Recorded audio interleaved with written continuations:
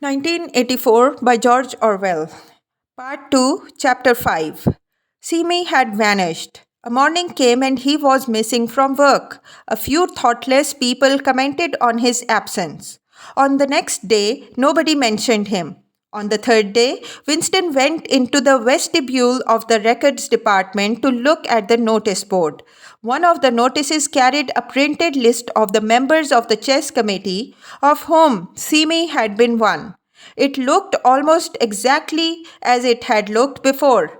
Nothing had been crossed out, but it was one name shorter. It was enough. Simi had ceased to exist. He had never existed. The weather was baking hot. In the labyrinthine ministry, the windowless, air conditioned rooms were kept their normal temperature, but outside, the pavements scorched one's feet, and the stench of the tubes at the rush hours was a horror. The preparations for the hate week were in full swing, and the staffs of all the ministries were working overtime. Processions, meetings, military parades, lectures, waxworks, displays, film shows, telescreen programs all had to be organized. Stands had to be erected, effigies built, slogans coined, songs written, rumors circulated, photographs faked. Julia's unit in the fiction department had been taken off the production of novels and was rushing out a series of atrocity pamphlets. Winston, in addition to his regular work, spent long periods every day in going through back files of the Times and altering and embellishing news items which were to be quoted in speeches. Late at night, when the crowds of rowdy paroles roamed the streets, the town had a curiously febrile air. The rocket bombs crashed oftener than ever, and sometimes in the far distance there were enormous explosions which no one could explain and about which there were wild rumors. The new tune, which was to be the theme song of Hate Week, the Hate Song it was called, had already been composed and was being endlessly plugged on the telescreens. It had a savage, barking rhythm, which could not exactly be called music, but resembled the beating of a drum, roared out by hundreds of voices to the tramp of marching feet. It was terrifying. The paroles had taken a fancy to it, and in the midnight streets it competed with the still popular It Was Only a Hopeless Fancy. The parson's children played it at all hours of the night and day, unbearably, on a comb and a piece of toilet paper. Winston's evenings were fuller than ever. Squads of volunteers, organized by parsons, were preparing the street for Hate Week, stitching banners, painting posters, erecting flagstaffs on the roofs, and perilously slinging wires across the street for the reception of streamers. Parsons boasted that Victory Mansions alone would display 400 meters of bunting. He was in his native element and as happy as a lark. The heat and the manual work had given him a pretext for reverting to shorts and an open shirt in the evening. He was everywhere at once, pushing, pulling, sawing, hammering, improvising, jollying everyone along with comradely exhortations and giving out from every fold of his body what seemed an inexhaustible supply of acrid smelling sweat. A new poster had suddenly appeared all over London. It had no caption and represented simply the monstrous figure of a Eurasian soldier, 3 or 4 meters high, striding forward with expressionless Mongolian face and enormous boots, a submachine gun pointed from his hip.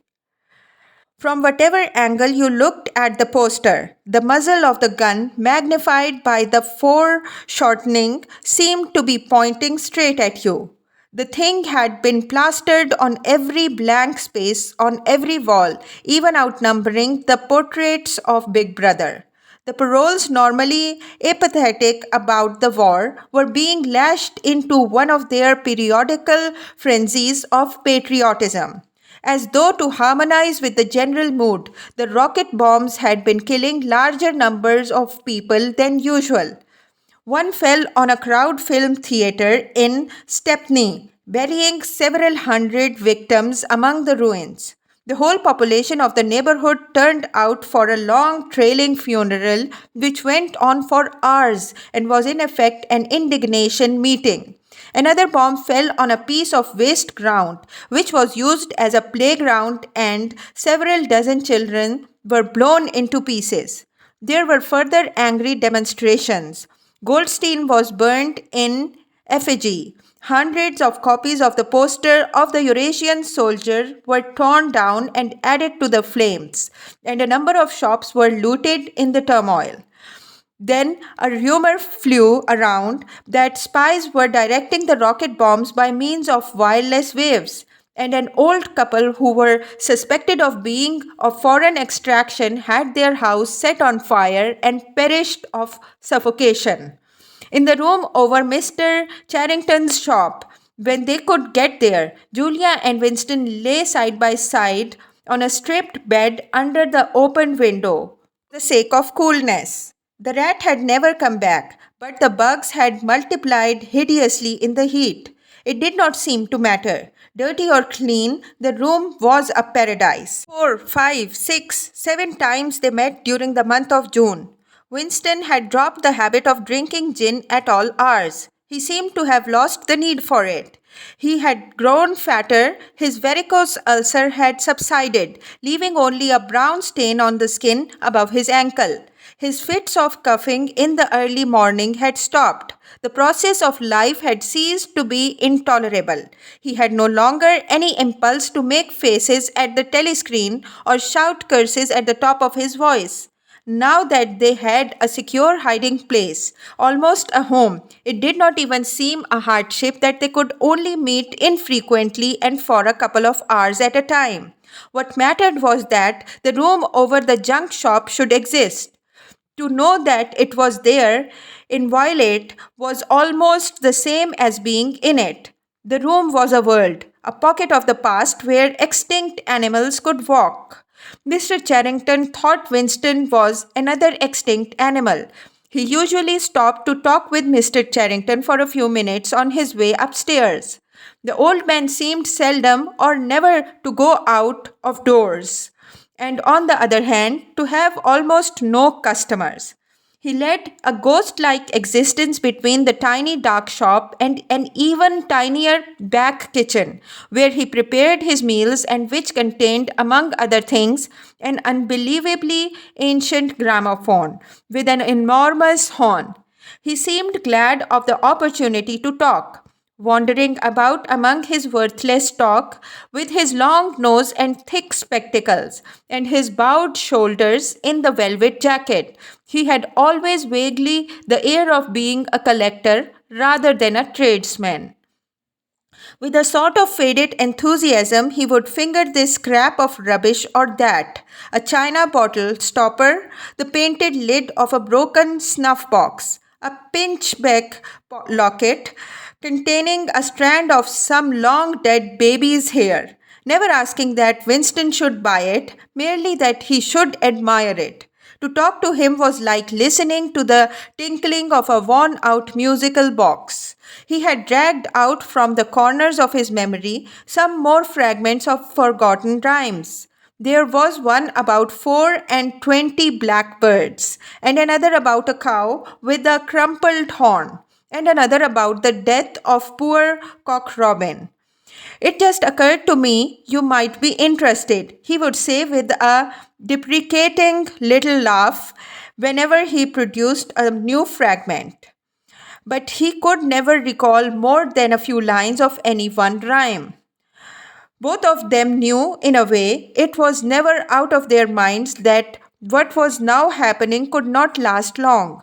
There were times when the fact of impending death seemed as palpable as the bed they lay on, and they would cling to together with a sort of despairing sensuality, like a damned soul grasping at its last morsel of pleasure when the clock is within 5 minutes of striking. But there were also times when they had the illusion not only of safety but of permanence. So long as they were actually in this room, they both felt no harm could come to them. Getting there was difficult and dangerous, but the room itself was sanctuary. It was as when Winston had gazed into the heart of the paperweight with the feeling that it would be possible to get inside that glassy world and that once inside it, time could be arrested. Often they gave themselves up to daydreams of escape. Their luck would hold indefinitely, and they would carry on their intrigue just like this for the remainder of their natural lives. Or Catherine would die, and by subtle maneuverings, Winston and Julia would succeed in getting married, or they would commit suicide together, or they would disappear, alter themselves out of recognition, learn to speak with proletarian accents, get jobs in a factory, and live out their lives undetected in a back street. It was all nonsense, as they both knew. In reality, there was no escape. Even the one plan that was practicable, suicide, they had no intention of carrying out. To hang on from day to day and from week to week, spinning out a present that had no future, seemed an unconquerable instinct. Just as one's lungs will always draw the next breath so long as there is air available. Sometimes, too, they talked of engaging in active rebellion against the party, but with no notion of how to take the first step. Even if the fabulous brotherhood was reality, there still remained the difficulty of finding one's way into it. He told her of the strange intimacy that existed or seemed to exist between himself and O'Brien, and of the impulse he sometimes felt simply to walk into O'Brien's presence, announce that he was the enemy of the party, and demand his help. Curiously enough, this did not strike her as an impossibility. She was used to judging people by their faces, and it seemed natural to her that Winston should believe O'Brien to be trustworthy on the strength of a single flash of the eyes. Moreover, she took it for granted that everyone, or nearly everyone, secretly hated the party and would break the rules if he thought it safe to do so. But she refused to believe that widespread organized opposition existed or could exist. The tales about Goldstein and his underground army, she said, were simply a lot of rubbish which the party had invented for its own purposes and which you had to pretend to believe in. Times beyond number, at party rallies and spontaneous demonstrations, she had shouted at the top of her voice for the execution of people whose names she had never heard and in whose supposed crimes she had not the faintest belief. When public trials were happening, she had taken her place in the detachments from the Youth League who surrounded the courts from morning to night, chanting at intervals, "Death to the traitors." During the 2 minute hit, she always excelled all others in shouting insults at Goldstein. Yet she had only the dimmest idea of who Goldstein was and what doctrines he was supposed to represent. She had grown up since the revolution and was too young to remember the ideological battles of the 50s and 60s. Such a thing as an independent political movement was outside her imagination. And in any case, the party was invincible. It would always exist and it would always be the same. You could only rebel against it by secret disobedience or, at most, by isolated acts of violence such as killing somebody or blowing something up. In some ways, she was far more acute than Winston and far less susceptible to party propaganda. Once, when he happened in some connection to mention the war against Eurasia, she startled him by saying casually that, in her opinion, the war was not happening. The rocket bombs which fell daily on London were probably fired by the government of Oceania itself, just to keep people frightened. This was an idea that had literally never occurred to him. She also stirred a sort of envy in him by telling him that during the 2 minutes hate, her great difficulty was to avoid bursting out laughing. But she only questioned the teachings of the party when they in some way touched upon her own life. Often she was ready to accept the official mythology simply because the difference between truth and falsehood did not seem important to her. She believed, for instance, having learnt it at school, that the party had invented aeroplanes. In his own school days, Winston remembered, in the late 50s, it was only the helicopter that the party claimed to have invented. A dozen years later, when Julia was in school, it was already claiming the aeroplanes, one generation more, and it would be claiming the steam engine. And when he told her that aeroplanes had been in existence before he was born and long before the revolution, the fact struck her as totally uninteresting. After all, what did it matter who had invented aeroplanes? It was rather more of a shock to him when he discovered from some chance remark that she did not remember that Oceania 4 years ago had been at war with East Asia and at peace with Eurasia. It was true that she regarded the whole war as a sham, but apparently she had not even noticed that the name of the enemy had changed. I thought we'd always been at war with Eurasia, she said vaguely. It frightened him a little. The invention of aeroplanes dated from long before her birth, but the switch over in the war had happened only 4 years ago. Well, after she was grown up. He argued with her about it for perhaps a quarter of an hour. In the end, he succeeded in forcing her memory back until she did dimly recall that at one time East Asia and not Eurasia had been the enemy. But the issue still struck her as unimportant. Who cares? She said impatiently. It's always one bloody war after another, and one knows the news is all lies anyway. Sometimes he talked to her of the records department and the important forgeries that he committed there.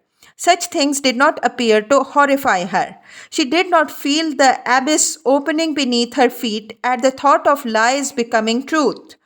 He told her the story of Jones, Aronson, and Rutherford, and the momentous slip of paper which he had once held between his fingers. It did not make much impression on her. At first, indeed, she failed to grasp the point of the story. Were they friends of yours? She said. No, I never knew them. They were inner party members. Besides, they were far older men than I was. They belonged to the old days before the revolution. I barely knew them by sight. Then what was there to worry about? People are being killed off all the time, aren't they? He tried to make her understand. This was an exceptional case. It wasn't just a question of somebody being killed. Do you realize that the past, starting from yesterday, has been actually abolished? If it survives anywhere, it's in a few solid objects with no words attached to them, like that lump of glass there. Already, we know almost literally nothing about the revolution and the years before the revolution. Every record has been destroyed or falsified. Every book has been rewritten. Every picture has been repainted. Every statue and street and building has been renamed.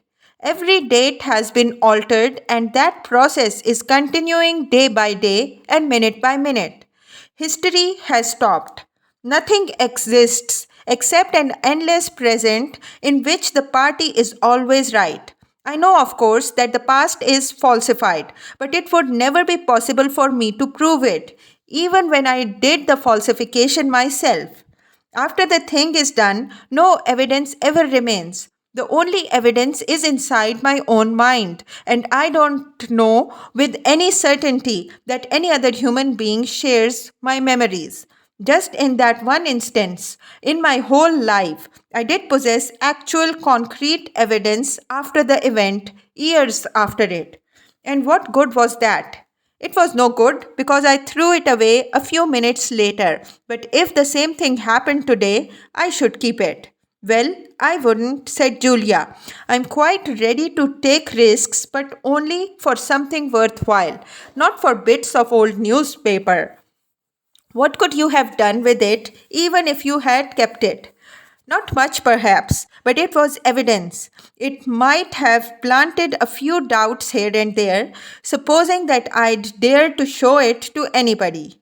I don't imagine that we can alter anything in our own lifetime, but one can imagine little knots of resistance springing up here and there, small groups of people banding themselves together and gradually growing, and even leaving a few records behind, so that the next generations can carry on where we leave off. I'm not interested in the next generation, dear. I'm interested in us. You're only a rebel from the waist downwards, he told her. She thought this brilliantly witty and flung her arms around him with delight. In the ramifications of party doctrine, she had not the faintest interest. Whenever he began to talk of the principles of Ingsoc, doublethink, and mutability of the past, and the denial of objective reality, and to use newspeak words, she became bored and confused and said that she never paid any attention to that kind of thing. One knew that it was all rubbish, so why let oneself be worried by it? She knew when to cheer and when to boo, and that was all one needed. If he persisted in talking of such subjects, she had a disconcerting habit of falling asleep. She was one of those people who can go to sleep at any hour and in any position. Talking to her, he realized how easy it was to present an appearance of orthodoxy while having no grasp whatever of what orthodoxy meant. In a way, the worldview of the party imposed itself most successfully on people incapable of understanding it. They could be made to accept the most flagrant violations of reality because they never fully grasped the enormity of what was demanded of them and were not sufficiently interested in public events to notice what was happening. By lack of understanding, they remained sane. They simply swallowed everything, and what they swallowed did them no harm because it left no residue behind, just as a grain of corn will pass undigested through the body of a bird.